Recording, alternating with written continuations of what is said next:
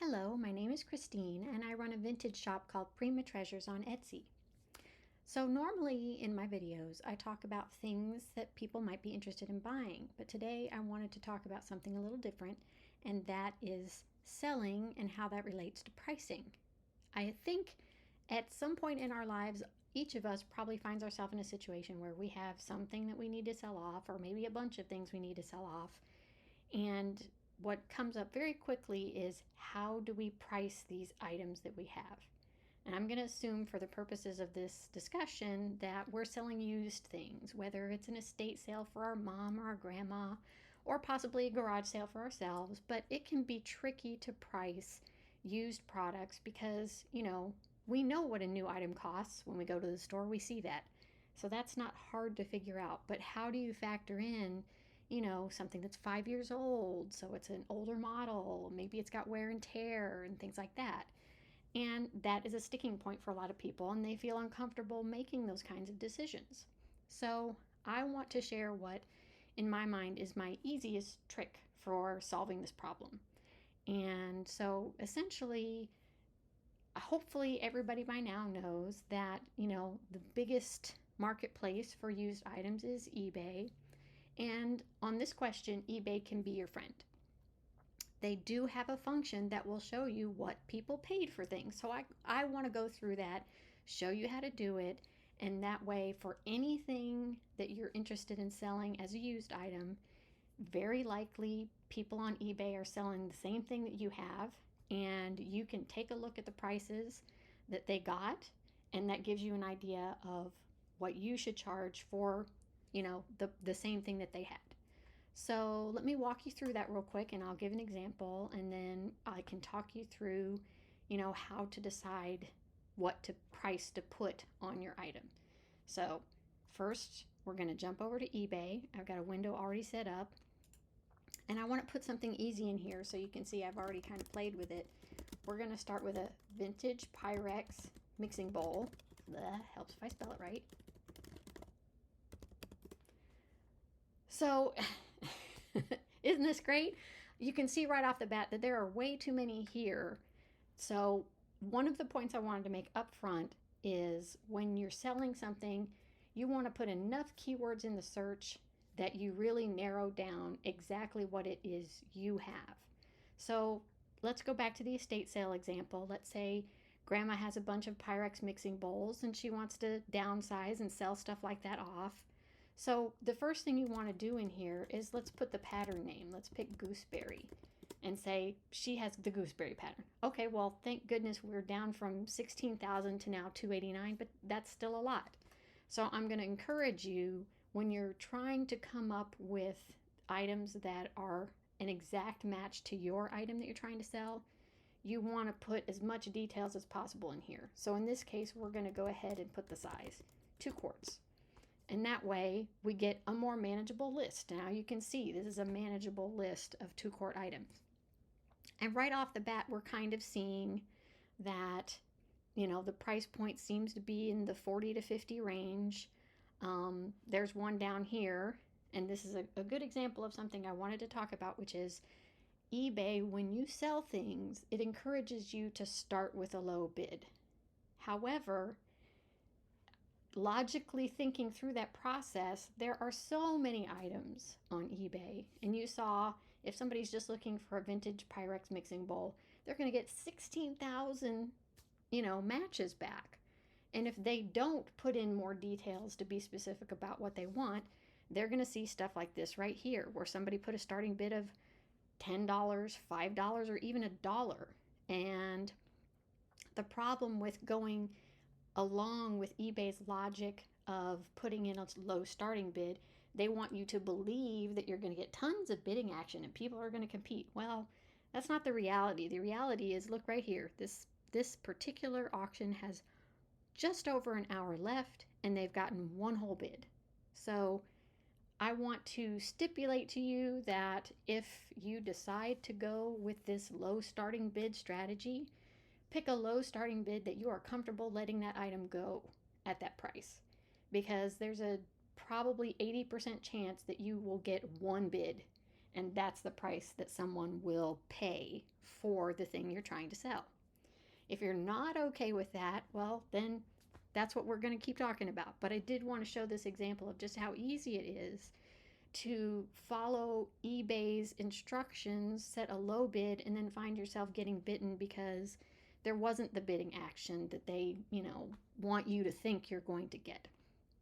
So right here, what I'm going to show you is that on the side, you see there's all these different settings. The one that you care about is down here at the bottom, and it's called sold items. So we typed in the bowls that we want. We got a reasonable number of matches. Now we're going to click this, and it's going to show us 84 mixing bowls that have sold in this pattern with this size. And you can see now the prices are starting to show some consistency. Here's 40,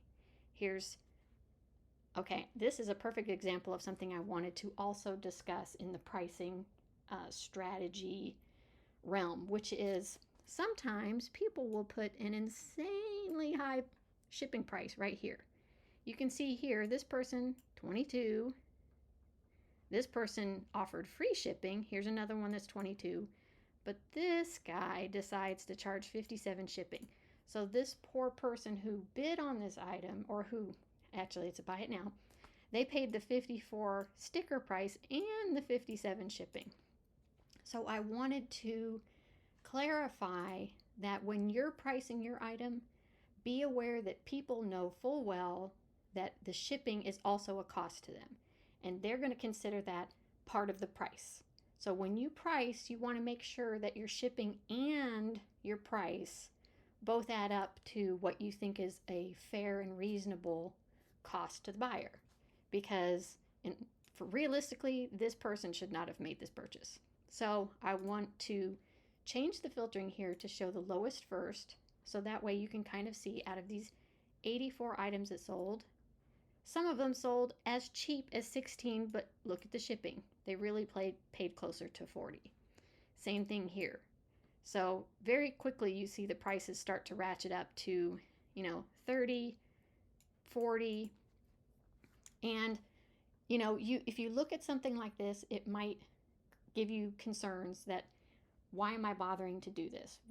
What's the point if I'm only going to get $16 for this bowl? Well, let me remind you, there's 84 of these mixing bowls that sold over the last 90 days. So these, in my mind, they're kind of the low ball section. This is the ones you throw away because they're the aberrant sales for this particular group. Out of the 84, you throw away the last 4, guess what? Now you're back up to closer to 50. Where, very quickly we get up into the 50s. So for me, typically what I do is I ignore the stuff at the bottom. So if you think of the 84 listings as a spectrum, from the lowest price that someone got to the highest price someone got, in reality, probably where you want to be is in the middle. You don't necessarily want to be the cheapest guy on the block, but you're not necessarily looking to be the most expensive guy either, because this guy who's charging the highest price, and I'm going to scroll down here so we can see how crazy that got. It's probably the one we saw earlier. We're seeing 60 plus 20. And then, it keeps going up close to $100. Well, there might be somebody who's willing to pay $100, but you're going to wait a while to find that guy who's willing to cough up that kind of money for this bowl. So generally, my recommendation is to kind of be in the middle. So you're going to scroll through here, and you're going to skip the first 20 or 30 listings, and you're going to decide, sure, I'm going to be in the middle of the pack. So here we go. 1, 2, 3, 5, 6, 7, 8, 9, 10, 11, 12. Let's just scroll to the middle of the page. You can count it if you want, but for 80 of them. So let's say that this is the median price point, and we're basically looking at $60. This is half people paid less than 60, half the people paid more than 60. So 60 is kind of the middle, the average price for a bowl of this type. So that's what you could decide, okay, I'm going to come in at the middle and I'm going to put my item at 60, which is the $40 of the actual buy it now price that actually, this one got bids. That's interesting. And then whatever your shipping cost turned out to be. And that's what you go with for your price point. And then, sometime in the next few months, someone will buy it. Now, if you're in a hurry and you want to just get it out of your house, you come in and you can do the lower price point. You're like, I'm okay with 20 bucks. I would take that. So then you set your price at 20 bucks. And presumably someone comes along fairly quickly, say within the first 30 days, and they're like, hey, good deal, I'll take it. So once you know what the average price is, you can kind of decide whether that number works for you, or you want to try and get a faster sale, so maybe you cut it down by $5, or maybe you think that your bowl is just particularly spectacular and you're going to try to charge a little more. I would also encourage you to use the buy it now option when you have it, because not a lot of people are willing to wait around for a week when they put in their $10 bid, and they kind of hope 6 days later that they end up being the winner. Most people kind of want that instant gratification. They want to be able to buy it, know it's theirs, and know that it's going to be shipped and on its way to me. So with the buy it now, you can kind of take advantage of that impulse buy mentality by offering them a way to just get it with no hassle, no waiting around, no having to bid and compete with other people. Just give me the thing and ship it off to me. So I do recommend doing that, unless you have some other reason why you don't want to do that. But I do think that you capture a lot more people, because there are plenty of people, especially for something like this, something you don't need, but maybe you just like it, or you're collecting it or whatever, or you're, considering it for a decor item. Being able to cater to those impulse buyers can help in terms of selling. I would also caution against the one guy who put the $50 shipping, because, people know that eBay sellers do that. It's not a good look. So I encourage you, if you're going to price something and you know that people consider shipping part of the price, put a reasonable shipping price. Don't be that guy that gouges on shipping and puts a low $10 bid, because, it's just cheesy. You could be that guy if you want to, but I don't think you win over buyers with that kind of thinking. The other thing I want to point out, and you can see perfect examples of it right here, is out of the first 3 listings, right off the bat, you can see in this title, this one is chipped, this one has blemishes. So part of the reason these particular sales fell at the bottom of the pricing spectrum is because they have issues. They're not perfect. So when you're evaluating your item that you want to sell, you want to look for these things. If you have a bowl that's not chipped, not discolored in any way, still looks good, by all means, charge the average price. If you have something that is chipped, then you're going to be like these guys. You're going to have to knock $5 or $10 off your price in order to get someone to take an item that has imperfections. So when you're looking at pricing, for example, this guy, I would come in here and go, okay, why is he willing to sell it for 16? And there's a good chance that I click in there and I see, oh, it's chipped. That's why he was willing to take a low price. So bear that in mind. Don't automatically assume because these prices are terrible that it's because nobody wants the Pyrex bowl, but maybe take the time to take a closer look at a few of them and notice that, there's chips, there's blemishes, there's whatever. That's why these are so cheap. Let's keep looking at some of the higher priced ones and figure out, what the price is for one that has no condition issues. So anyway, this is my go-to way of pricing something. I will come to eBay and I will figure out what the average price for something is, and then that's where I will typically set my price.